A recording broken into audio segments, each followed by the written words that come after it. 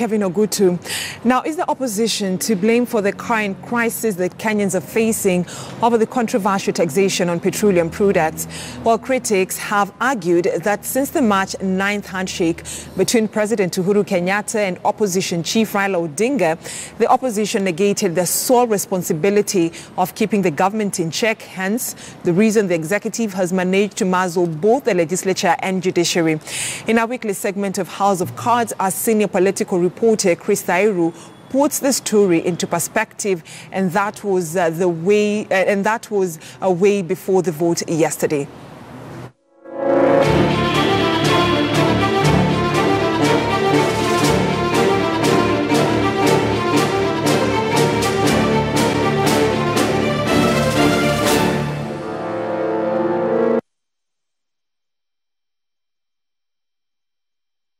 This week, focus shifts from State House to the 12th Parliament as Kenyans hope that their representatives in the legislature will offer the much-needed redemption on the high cost of living as they deliberate on whether to adopt the recommendations by President Uhuru Kenyatta on taxing petroleum products or stick to their earlier decision of suspending the law for 2 years.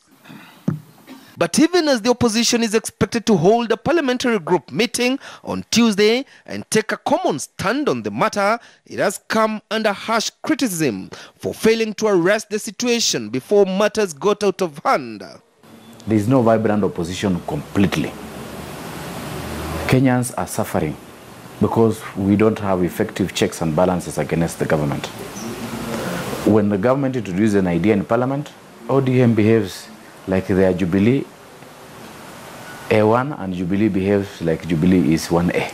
It was at that particular moment when the budget came to the House, before the minister comes to read it, they could have said, you brought us a BPS and we see something here which will affect the lives of Kenyans. Can you go back and rectify this before you come to read the budget? They went quiet. If we should ever get to a moment where the political fraternity in this country amalgamates, it comes together, and it says that we are now united in this government and we are working together in this government, that would be the beginning of disaster for this country. So let those who have gone, go, and we wish them well. Given the Jubilee MPs and who form majority of members in Parliament have already been whipped to support the President's proposals to reduce VAT from 16% to 8% and reduce the budget of the Constituency Development Fund, Parliament, as well as Affirmative Action Fund, the opposition have an uphill task to raise at least 233 MPs to reject the President's proposals. Parliament has been reduced to a shell. The executive has the power. All over the world, a system is controlled by resource.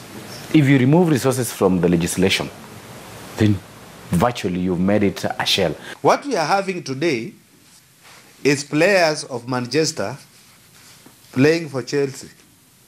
Simple as that. And scoring at their own goal. So we do not have, not even vibrant, but an opposition. But did we have to get here?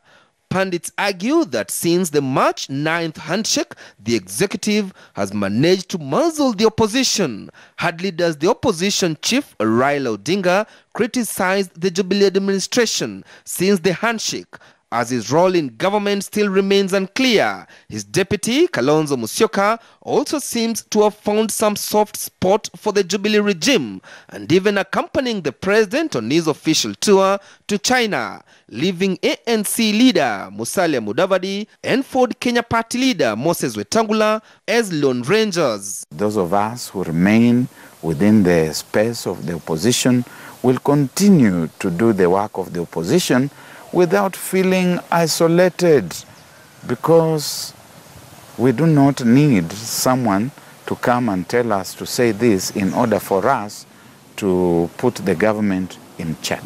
The opposition has collapsed. because of the handshake, completely collapsed.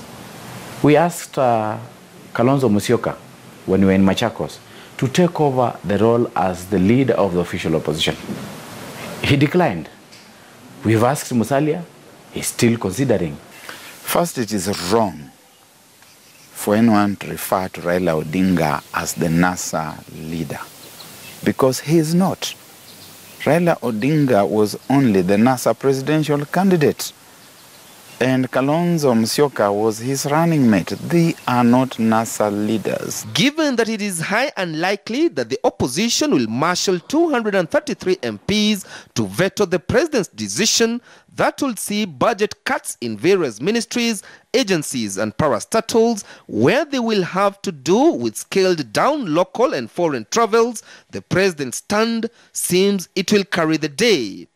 Then we need to do some stopgap measures, which will include reducing the number of members of parliament in parliament, which will include reducing the counties, which will include reducing constitutional offices, which will include in reducing our expenditure, which will bring down the wage bill. In the meantime, Kenyans have no option but to brace themselves for difficult times ahead as the country navigates the spiraling external debts funding the Big Four